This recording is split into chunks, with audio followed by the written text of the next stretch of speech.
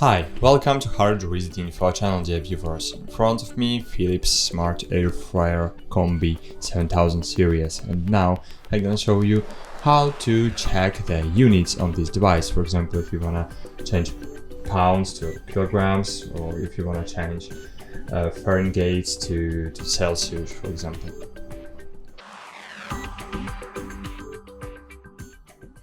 To do that, firstly you need to scroll your smart ring right to find settings.